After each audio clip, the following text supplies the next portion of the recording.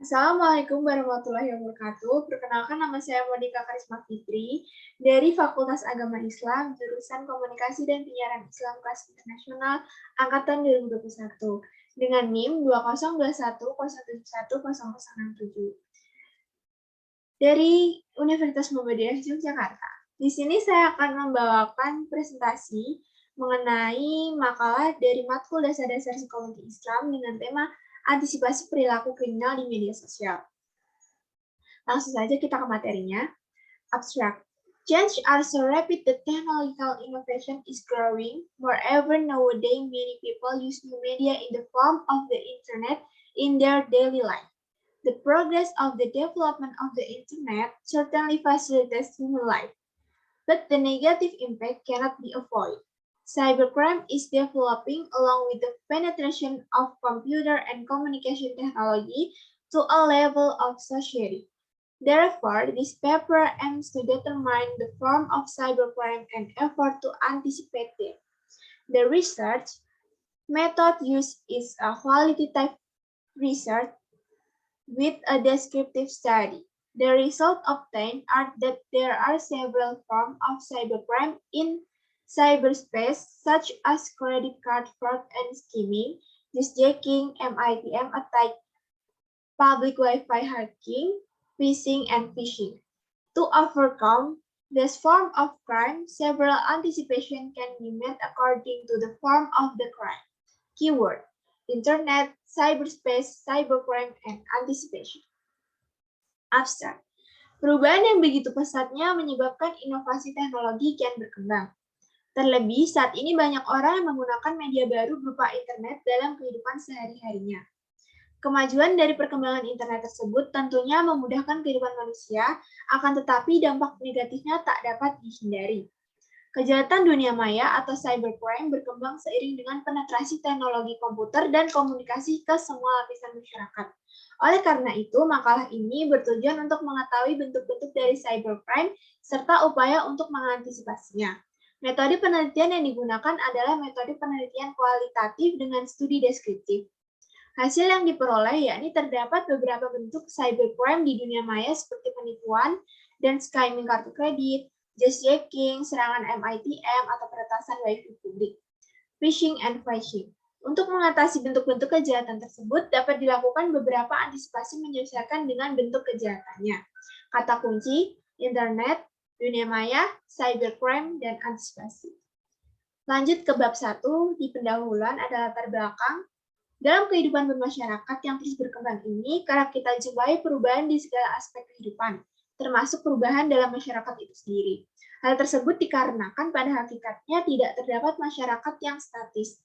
Perubahan dalam masyarakat selalu terjadi secara dinamis, baik yang bersifat membangun dalam arti membawa dampak yang baik pada masyarakat di masa depan dan yang justru malah membawa pengaruh buruk terhadap masyarakat.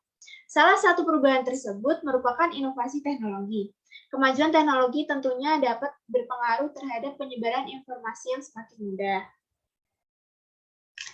Terlebih di era modern sekarang ini, jumlah orang yang sudah menggunakan media baru yakni internet tentu tinggi. Perkembangan teknologi internet dengan segala media sosialnya telah menciptakan masyarakat baru dalam bentuk virtual. Komunitas ini adalah wajah lain dari masyarakat nyata yang disebut masyarakat cyber atau cyberspace atau komunitas cyber, menurut Abji di tahun 2017. Perkembangan komunitas cyber menjadi tanda kemajuan peradaban manusia. Dengan teknologi, segala kegiatan manusia menjadi lebih mudah. Selain menyediakan manfaat bagi kehidupan manusia, dampak dari penemuan ini juga mempengaruhi sisi gelap kehidupan manusia.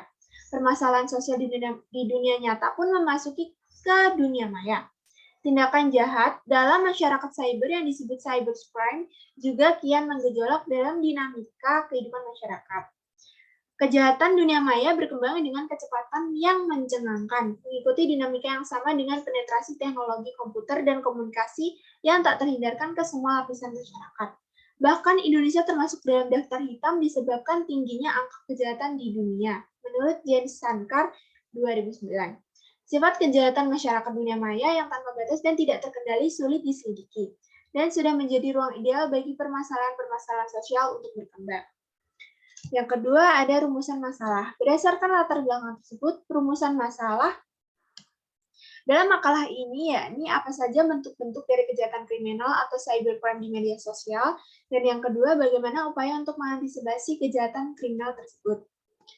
Yang ketiga ada tujuan. Dengan tujuan mengacu pada perumusan masalah di atas, tujuan yang dapat diperoleh ialah mengerti dan memahami mengenai keragaman bentuk dari cybercrime serta upaya untuk mengantisipasinya.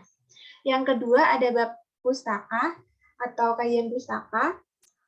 Cybercrime didefinisikan sebagai setiap kejahatan yang dilakukan dengan menggunakan komputer atau alat komunikasi lainnya untuk menimbulkan rasa takut dan kecemasan terhadap orang atau merusak, membahayakan dan menghancurkan properti. Al-Khatir dan kawan-kawan 2020. Hal ini selaras dengan yang disampaikan oleh Kamus Cambridge yang menyatakan bahwa komputer atau yang berkaitan dengan komputer seperti internet digunakan dalam kejahatan dunia maya menurut Pahlavi dan kawan-kawan 2019. Secara keseluruhan, kejahatan dunia maya dapat diartikan sebagai perbuatan pelanggaran hukum di mana komputer adalah alat maupun target atau bahkan keduanya. Terdapat dua kategori dalam kejahatan dunia maya, yaitu kejahatan dunia maya yang dibantu komputer dan yang berfokus pada komputer. Contoh dari kejahatan dunia maya yang dibantu komputer adalah pornografi anak, penipuan, pencucian uang, dan cyberstalking. Sedangkan contoh dari kejahatan dunia maya yang berfokus pada komputer adalah peretasan, phishing, dan perusakan situs web, menurut Yat dan Steinmetz 2019. Pelaku kejahatan kriminal di dunia maya ialah orang yang mengerjakan perbuatan ilegal dengan niat melakukan kejahatan di dunia maya. Menurut Umaninalo dan kawan-kawan 2019. Tindakan ini tentunya merugikan orang lain yang diserang.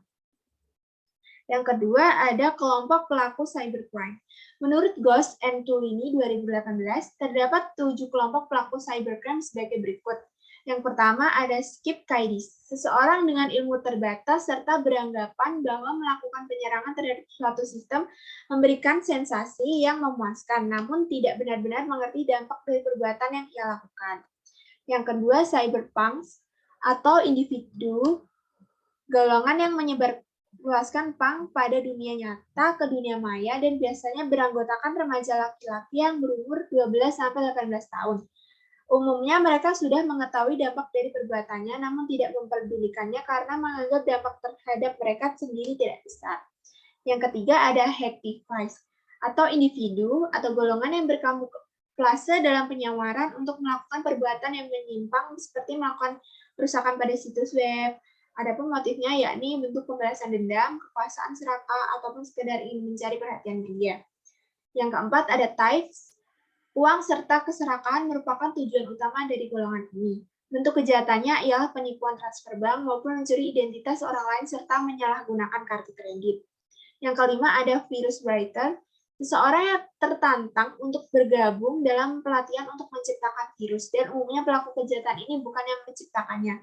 Motivasinya menyerupai golongan cyberpunk yakni mencari perhatian maupun sensasi semata serta tidak takut akan hukuman. Yang keenam ada profesional, golongan terelit pada pelaku kejahatan cybercrime di mana mereka memiliki kemampuan dan kecerdasan yang luar biasa serta terlibat dalam kejahatan kelas atas hingga penjualan informasi terhadap penawaran tertinggi. Pada kelompok ini, perbuatan yang mereka lakukan merupakan bentuk pekerjaan. Yang ketujuh ada cyber teroris. Golongan yang terbentuk dari militer maupun paramiliter suatu negara serta berperan sebagai pejuang pembebasan kejahatan kriminal di dunia maya. Golongan cyber teroris melakukan dua tugas, yakni melakukan penyerangan terhadap sistem pertahanan musuh, serta melakukan perlindungan terhadap sistem sendiri. Bab ketiga ada metodologi. Menurut Sugiono pada tahun 2017, pengertian metode penelitian adalah studi ilmiah yang dilakukan untuk mendapat data yang valid dengan tujuan untuk menemukan, mengembangkan, dan membuktikannya sehingga dapat dimanfaatkan dalam pemahaman, pemecahan, dan penyelesaian masalah. Metode penelitian yang digunakan dalam makalah ini yaitu metode penelitian kualitatif. Metode penelitian kualitatif ialah metode untuk menyelidiki subjek yang tidak dapat diukur dalam istilah bilangan atau ukuran alam lainnya. Sugiono pada tahun 2013 menyatakan bahwa penelitian kualitatif merupakan metode yang naturalistik, dikarenakan penelitian ini mengenai kondisi alam maupun lingkungan. Selain itu, dalam melaksanakan penelitian kualitatif, semua objek penelitian diperiksa tanpa adanya manipulasi atau pengaturan tertentu, sehingga berbagai kondisi objek penelitian yang berguna sebelumnya saat penelitian maupun sudah penelitian relatif tidak berubah. Penelitian kualitatif ialah jenis penelitian yang menghasilkan temuan-temuan yang tak dapat diperoleh dengan prosedural statistik maupun penggunaan kuantifikasi. Melalui penelitian, peneliti dapat mengenali subjek serta memahami tentang yang dialami oleh mereka dalam kehidupan sehari-hari. Adapun tujuan dari model ini adalah untuk menjelaskan hal-hal yang relevan mengenai fenomena-fenomena yang diamati. Menurut Indrianto dan Supomo tahun 2002 maksud saya. Sedangkan studi tentang penelitian kolaboratif bertujuan untuk menjabarkan ciri subjek yang diteliti, meninjau aspek fenomena tertentu, serta melakukan penawaran mengenai ide masalah untuk pengujian maupun penelitian lebih lanjut. Dengan mengacu kepada hasil penelitian kualitatif, kemudian dihasilkan data deskriptif. Penelitian deskriptif menggambarkan ciri-ciri suatu fenomena yang dapat dijadikan dasar untuk membuat keputusan dan memecahkan masalah. Pengumpulan data selalu diteliti, namun terkadang itu juga dimaksudkan untuk menguji hipotesis pertanyaan penelitian. Tujuan dari penelitian dan analisis deskriptif adalah untuk menggambarkan ciri, gejala, fungsi, dan populasi. Menurut Sarwono dan Marta Direjo, tahun 2008. Selanjutnya dilakukan pengumpulan berbagai literatur seperti buku atau jurnal untuk dilakukan analisis dan ditarik kesimpulannya. Yang keempat, ada pembahasan. Pertama, bentuk-bentuk cybercrime di media sosial. Terdapat beberapa bentuk cybercrime di media sosial, yakni sebagai berikut. Yang pertama itu ada penipuan dan skimming kartu kredit. Skimming pada dasarnya adalah proses fisik di mana peretas mencuri semua informasi kartu debit atau kredit dengan menggesek atau memindah kartu pada perangkat tertentu yang disebut card skimmer. Nomor kartu, tanggal pembuatan, tanggal kadaluarsa, rincian nomor CVV disimpan di masing-masing kartu dengan bantuan chip magnetik atau chip yang ada di kartu. Pelaku kejahatan sering menanam mesin skimming di tempat-tempat umum seperti pusat perbelanjaan, mesin ATM di mana mereka terkadang berpura-pura menjadi bank atau agen survei dan mendapatkan swipe atau scan kartu korban melalui mesin skimming. Dengan menggeserkan kartu, mereka akan memiliki semua detail kartu yang dapat mereka gunakan untuk melakukan segala jenis transaksi keuangan atas nama korban. Menurut Wibowo tahun 2021. Yang kedua, ada juice-jacking, yaitu sejenis serangan cyber yang melibatkan transfer data, aktivasi instalasi malware di ponsel korban melalui kabel USB. Kejahatan ini sering terjadi saat mengecas ponsel di tempat umum seperti di hotel, halte bus, bandara, stasiun kereta api, dan lain-lain. Kemudian pelaku kejahatan akan menyalin semua data, membuat tiruan dari ponsel, serta menyuntikannya malware ke ponsel korban secara sembunyi-sembunyi untuk kemudian menyalin informasi data rekening bank untuk kemudian digunakan dalam segala jenis penipuan keuangan. Yang ketiga, ada serangan MITM atau peretasan WiFi publik. MITM adalah serangan di mana komunikasi antara dua pihak ditangkap oleh pihak ketiga atau peretas. Dalam serangan MITM, peretas pada dasarnya menggunakan WiFi publik karena informasi yang dikirimkan menggunakan WiFi publik umumnya tidak terenkripsi. Router yang disusupi dapat mengambil semua data pribadi dari komputer atau perangkat seluler korban. Misalnya jika korban menggunakan email yang rentan, peretas dapat dengan mudah mendapatkan ID pengguna dan kata sandi. Menurut Tingle dan kawan-kawan tahun 2018. Yang keempat, ada phishing. Phishing adalah kejahatan dunia maya yang populer, yang merupakan tindakan membuat situs web palsu, mengirim email palsu, pesan teks yang tampaknya berasal dari sumber yang sah. Menggunakan phishing, para peretas mencoba untuk mendapatkan berbagai informasi rahasia dari korban seperti nama, pengguna, dan kata sandi perbankan online, ID email dan kata sandi, dan detail lainnya dengan menyamar sebagai entitas terpercaya melalui komunikasi elektronik. Menurut Chai dan kawan-kawan 2018. Yang kelima ada phishing. Phishing juga merupakan kejahatan dunia maya yang sangat mirip dengan konsep phishing. Dalam konsep phishing, peretas atau spammer umumnya memanggil korban yang berpotensi rentan dan berpura-pura bahwa mereka menelpon dari organisasi menggunakan Wi-Fi yang rentan. Peretas dapat dengan mudah mendapatkan ID pengguna dan kata sandi. Menurut Tingle dan kawan-kawan tahun 2018. Yang keempat ada phishing. Phishing adalah kejahatan dunia maya populer yang merupakan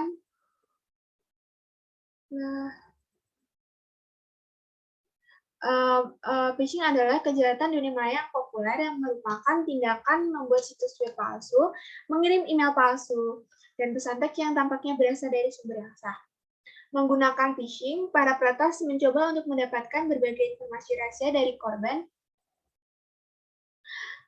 seperti nama pengguna dan kata sandi perbankan online, ID email dan kata sandi, dan detail lainnya yang menyamar sebagai entitas terpercaya melalui komunikasi elektronik.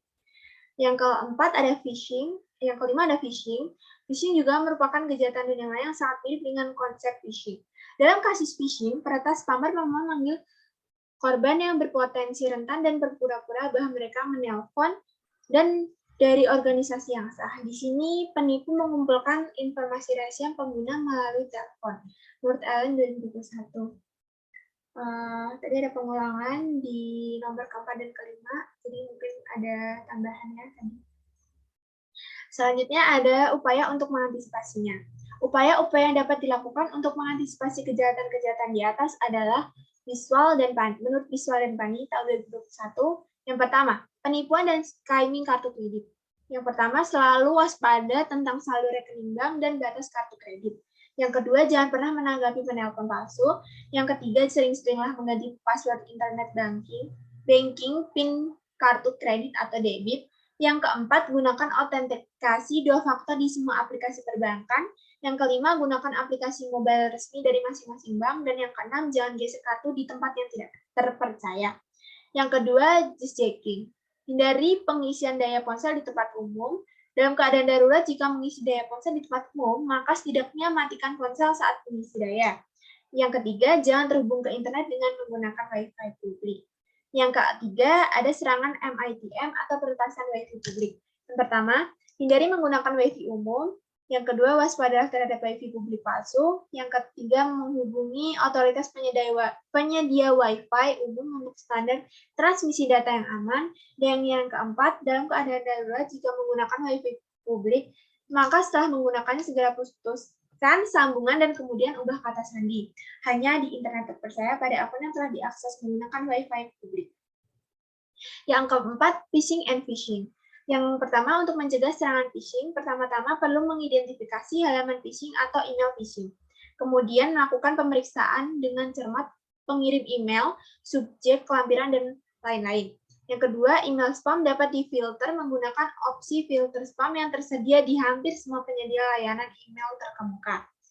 3. Gunakan antivirus terbaru yang diperbarui di ponsel, laptop, dan perangkat lain yang digunakan untuk menjelajah internet dan pastikan untuk mengaktifkan opsi keamanan internet.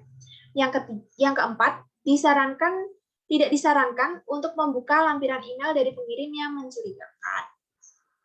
Lalu jangan klik link apapun di dalam email yang didapat dari pengirim yang tak dikenal atau mencurigakan.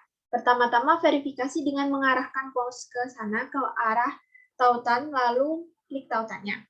Yang kelima, segera laporkan ke merek bisnis atau sah yang bersangkutan jika menemukan situs web phishing atau email yang terkait dengan merek atau bisnis mereka. Yang ketujuh, saat mengunjungi situs web apapun, carilah sertifikat SSL atau situs web tersebut. Yang kedelapan, jangan pernah menggunakan kata sandi atau nama pengguna yang sama untuk beberapa akun. Selanjutnya, upaya umum yang dapat dilakukan adalah 1.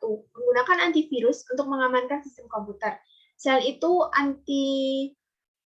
anti-spyware serta firewall juga dapat bermanfaat dalam melindungi komputer dari berbagai virus yang mungkin menyerang.